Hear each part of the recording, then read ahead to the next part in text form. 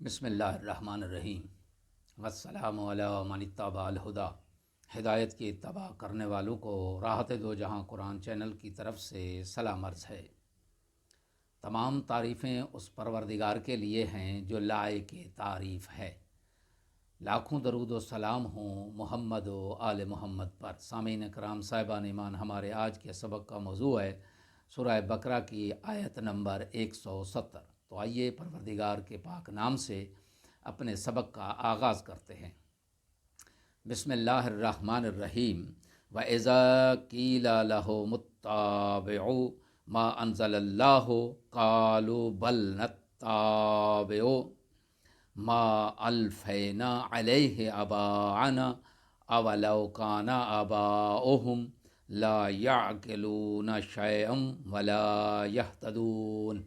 ترجمہ: اور جب ان سے کہا جاتا ہے کہ اللہ کے نازل کردہ احکام کی پیروی کرو تو وہ جواب دیتے ہیں کہ ہم تو اس طریقے کی پیروی کریں گے جس پر ہم نے اپنے آباء و اجداد کو پایا ہے، خواہ ان کے آباء و اجداد نے نہ کچھ عقل سے کام لیا ہو اور نہ ہی ہدایت حاصل کی ہو۔ اس آیت کی تفسیر۔ اس آیت میں اللہ تبارک و تعالیٰ نے ارشاد جو فرمایا ہے، اس کا مطلب یہ ہے کہ اندھی تقلید کی ممانعت اور مذمت کی گئی ہے۔ اس میں اندھی تقلید وہ ہے جو عقل کے میزان پر پوری نہ اترے اور نہ ہی اس کی حقانیت پر کوئی سند موجود ہو۔ اسلام کی حقانیت کی ایک بیان دلیل یہ ہے کہ اسلام عقل اور تدبر کو بہت اہمیت دیتا ہے، کیونکہ ایک چیز اگر مبنی بر حق نہ ہو تو اس کا داعی عقل و تدبر کے خلاف ہوتا ہے تاکہ اس کا پول نہ کھل جائے۔ اس کے برعکس حق اور حقیقت کی دعوت دینے والا چاہتا ہے کہ لوگ عقل سے کام لیں تاکہ اس کی دعوت کی حقانیت ان پر واضح ہو جائے۔ بنابراین قرآن کسی بات کو تسلیم کرنے کے دو اصول بتاتا ہے۔ پہلا اصول یہ ہے کہ انسان اپنی عقل اور فہم کے ذریعے خود حقیقت کو سمجھ لے تو یہ عقلی معیار کے مطابق ہونے کی وجہ سے تقلید نہیں ہے، اور دوسرا اصول یہ ہے کہ ایسی دلیل پر اعتماد کرے جو علم پر منتہی ہو، نیز وہ اس کی ہدایت اور رہنمائی بھی کرتی ہو۔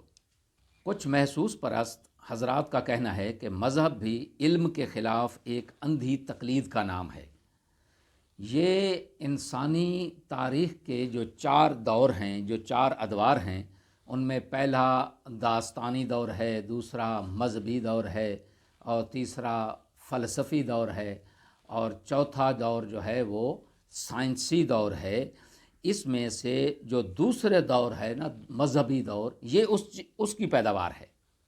ایک عالم ربانی یہ فرماتے ہیں کہ مذہب اندھی تقلید کا نام نہیں ہے، کیونکہ مذہب توحید اور معاد سے متعلق معارف کا ایک علمی مجموعہ ہے۔ اس میں معاشرت، عبادات، معاملات، ان چیزوں سے متعلق ایسے قوانین موجود ہیں جو وحی اور نبوت کے ذریعے ثابت ہیں، جبکہ وحی اور نبوت دلیل اور برہان کے ذریعے ثابت ہیں جس پر ہمیں علم اور یقین ہے۔ لہذا مذہب علمی ہے، تقلیدی نہیں ہے۔ مقام تعجب ہے کہ ایسی باتیں وہ لوگ کرتے ہیں جن کے پاس نہ تو کوئی دستور حیات ہے اور نہ ہی معاشرتی آداب ہیں۔ مثلاً وہ خورد و نوش اور لباس و نکاح کے سلسلے میں صرف اندھی تقلید پر عمل کرتے ہیں۔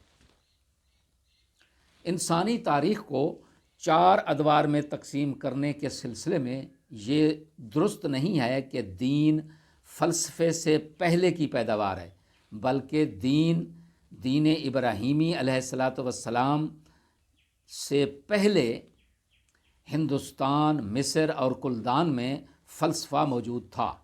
اسی طرح مسیحیت سے پہلے یونان میں فلسفہ ظہور پذیر تھا، اور دین اسلام سے پہلے یونان کا فلسفہ اپنے عروج پر تھا، یعنی عروج مذہب سے پہلے فلسفہ اپنے عروج پر تھا۔